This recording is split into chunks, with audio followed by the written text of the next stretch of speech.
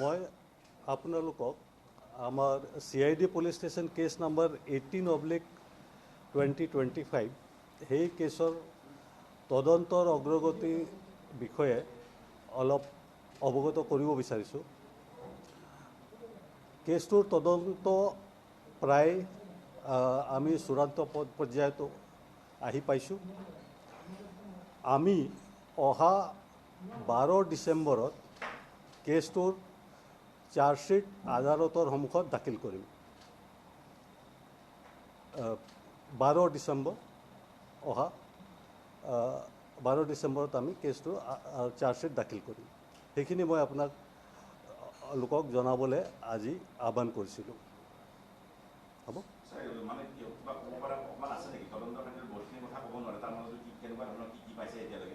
এই মুহূৰ্তত মই এইখিনিয়ে ক'ম যে তদন্ত আমাৰ প্ৰায় সম্পূৰ্ণ হোৱাৰ দিশত আৰু চাৰ্জশ্বিট আমি যিটো মই ইতিমধ্যে ক'লোঁ 12 ডিচেম্বৰত আমি আদালতত দাখিল কৰিম।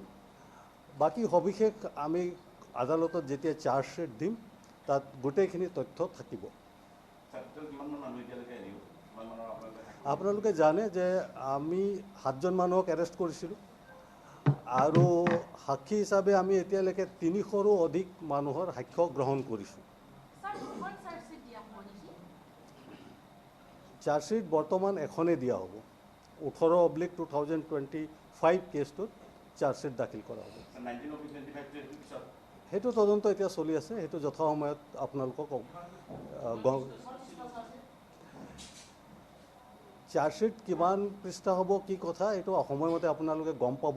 যেতিয়া আমি চাৰ্জশ্বিট দাখিল কৰিম তাত সমূহ তথ্য থাকিব আৰু দাখিল কৰাৰ লগে লগে আপোনালোকে গোটেই কথাখিনি গম পাব।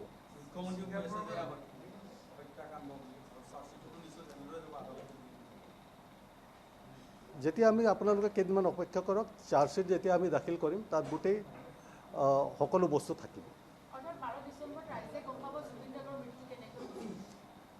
নিশ্চয় 12 ডিচেম্বৰত চাৰ্জশ্বিট দাখিল কৰা হ'ব, তাত গোটেই তথ্য আপোনালোকে গম পাব।